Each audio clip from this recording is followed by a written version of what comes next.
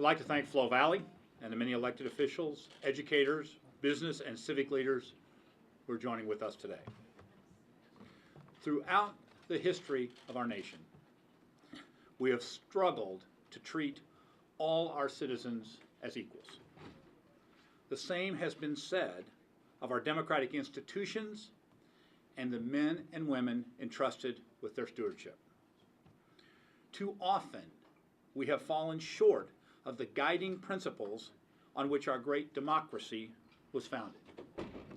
For too many, the promise of unalienable rights, of life, liberty, and the pursuit of happiness rings hollow. In the small Missouri town where I grew up, the railroad tracks were the dividing line. Whites on one side, blacks on the other. Separate and unequal. It was the way things were. Thankfully, we have come some distance since those days. But the journey is not over in 2014. The protests set in motion by the events of August 9th in Ferguson echo others within our lifetime. Across the decades, those protests have been a cry from the heart, heard and felt around the nation and around the world, a cry for justice, a cry for change in the schoolhouse and the courthouse, a cry for change in the social and economic conditions that impede prosperity, equality, and safety for all of us. When there has been a clear vision of a better future and a well-marked path for progress, protests have yielded lasting change. When there is only rage and despair, anguish and chaos follow. Recently, one of the young Ferguson protesters said to an older protester, "This is not your parents' civil rights demonstration." He wasn't wrong. The torch has been passed to the next generation to continue the unfinished work of creating a more just and equal society. The passion and energy of the young have been and continue to be a driving force in solving the shared problems we face. And they are shared problems.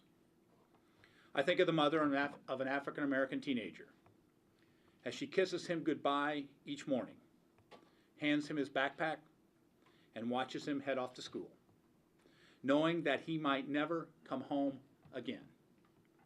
She lives with that fear every day. I think about the wife of a cop as she kisses her husband goodbye, hands him a cup of coffee, and watches him drive off to work, knowing he might never come home again. She lives with that fear every day. That is the world we live in. Too much violence, too little hope. Too much fear, too little trust. But as the smoke clears and the shouting dies down, the question that lingers in the air is this: what now? What will we do in this moment while the whole world is watching? What will we do to move forward after 73 days of civil unrest? How do we move on from shouting past one another in the streets, on the internet, and on the evening news? Some people would tell you that the choice is one thing or the other: trust or force, speech or silence, black or white. It is far more complicated than that. Legitimate issues have been raised by thoughtful voices on all sides.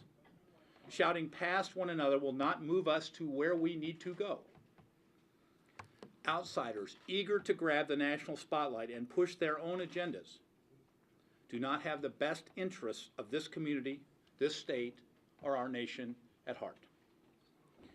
We need to solve these problems ourselves, and we need to solve them together, and we need to act now. That is why today I'm announcing the creation of the Ferguson Commission. I'm asking for your help in identifying individuals in this region to serve on this important commission. I plan to announce those selected early next month. My fervent hope and my belief is that we will find thoughtful people from every walk of life, ordinary citizens as well as empowered leaders in business, education, public safety, and our faith communities, who are willing to serve their state when it needs them the most. My charge to the Commission through an executive order will be threefold. First, to conduct a thorough, wide-ranging, and unflinching study of the social and economic conditions underscored by the unrest in the wake of the death of Michael Brown. Second, to tap the expertise needed to address the concerns identified by the Commission, from poverty and education to governance and law enforcement. And third, to offer specific recommendations for making this region a stronger, fairer place for everyone to live. The men and women selected to serve on this commission must be willing to come together in good faith, endure the fierce crucible of public opinion, and lead the hard work of change. They must be willing to talk candidly and openly, and more importantly, to listen to what those on every side have to say. These are difficult conversations that for far too long have been avoided or ignored. This is not the work for the faint of heart.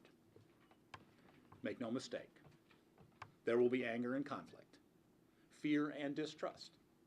The enemies of change will not easily yield to reasoned voices calling for stronger, more united region. But to move forward, we must transcend anger and fear. We must move past pain and disappointment.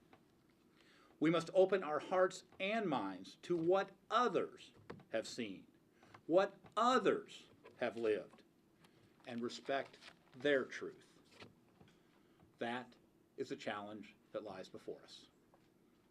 And I believe the good people of this region are eager to meet that challenge. Let me be clear. This is not an investigation into Michael Brown's death or the facts of what happened in the street that day. The responsibility for that investigation belongs to the St. Louis County Prosecuting Attorney, the Grand Jury, the FBI, the Federal Department of Justice, and the United States Attorney General. Whatever the outcome of their investigations, we must move forward together. More acts of violence and destruction like those we have experienced at times during the past 73 days will not be tolerated and will only hurt the communities that have suffered the most at the very time they need restoration and healing. Our faith, our laws, and the principles on which our democracy was founded demand more of us. We must hold ourselves and one another accountable to the highest standards of personal responsibility and mutual respect. In the end, history will be our judge. But we're also being judged here and now, and the stakes are high. This is a defining moment that will determine whether this place will be known as a region marred by racial division and unrest, or a region that pulled together to rise above and heal. This region is the economic engine of our state. For decades, many of the people in this room and thousands of others have worked hard to make this a region a thriving center of business innovation, cultural excellence, and scientific research. Its leaders are actively engaged in attracting the best and brightest, the talent from around the world. If we do not act, and act now, the damage could be severe and long-lasting. Our streets cannot be battlefields. Our neighbors must be free to lead their daily lives, to go to work, to church, to run a business without fear. Our children must be able to walk to school and play in the park in safety. The wives of police officers and the mothers of teenagers deserve peace of mind. If we want peace in our streets, we must work together to create a more just and equal society. What each of us believes in our hearts, in our heart of hearts, must change as well. That is an exercise many of us undertake weekly, on our knees, in cathedrals and kingdom halls and temples and mosques. We are all flawed vessels, crudely cast in the mold of our Maker. None of us alone can heal a broken world. But together, there is much we can accomplish. With your help and support, the Ferguson Commission will chart a new path forward as we take the next steps towards healing and positive change. Let us all agree to seize this defining moment to show our nation and our children the true colors of courage. Together, I know we can do it. Thank you, and God bless.